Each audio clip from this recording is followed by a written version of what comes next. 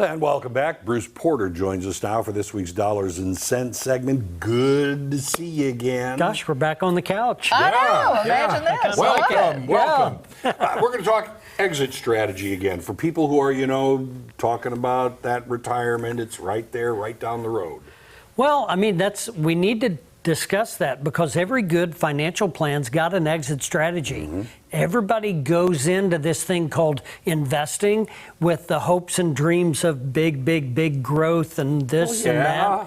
Well, so you've done that your whole life. Okay. And now, what's your goals, objectives, and priorities? And I refer back to that a lot because people need to revisit that constantly. Yeah. Because as life happens and we all get older and we're approaching retirement, now the objectives may have changed, the goals may have changed.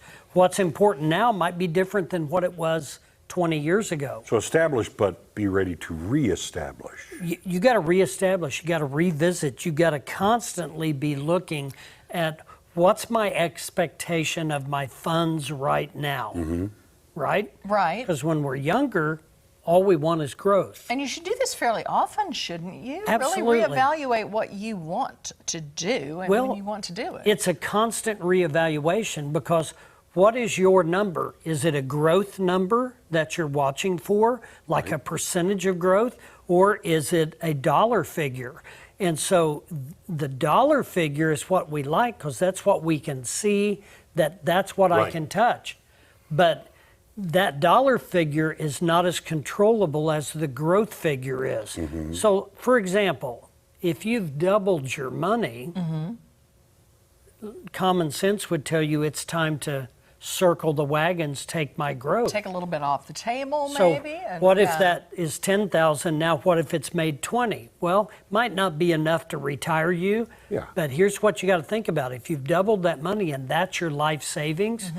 So maybe we don't go to the casino with all of our life savings. Probably a good idea. So maybe we pull some of that back safely, and then we go again with maybe $2,000, 10% of that, or 20% of that, $4,000.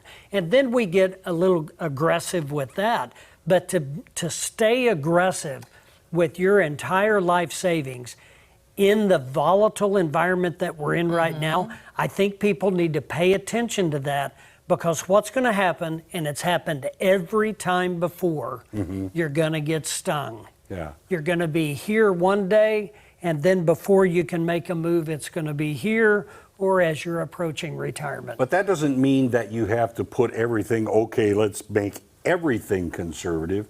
You can still be a little aggressive here and there. You don't have to lock it in and you're done. That's right. You go to your goals, objectives, and priorities. Yeah. Now you look at your plan, and in this book that a really smart guy wrote called Finding the Courage to Retire. Yes, I've seen that book. In here, it talks about, I do too. It talks about, it's not an all or none strategy. It's a good balanced mix that constantly changes as you reevaluate your position as you get older. Now, obviously, as you get older, you're going to be more conservative. As you're younger, you're more aggressive. So that just kind of makes sense. So this just says, if you've got the courage to retire, make sure financially you can. Yes. Always a good idea. And that's what everybody wants to evaluate. do. But you do have to, consider, is your home paid for? What expenses do you have that you're going to have? So let's not gamble that away, right? That's right. If you don't have any debt, you're in the right position. You're doing real well, right? Yeah. If you've got enough money that strategically you can plan on taking sustainable income out of that to maybe go with your Social Security, or maybe you're lucky ones that has a pension. Now, is that sustainable and for how long? And then when you evaluate all that, if you're 65, you got to plan on 25 years of income.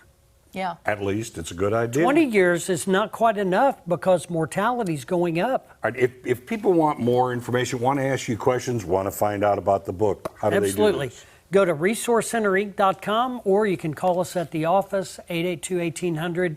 Be glad to sit down and just review where you're at.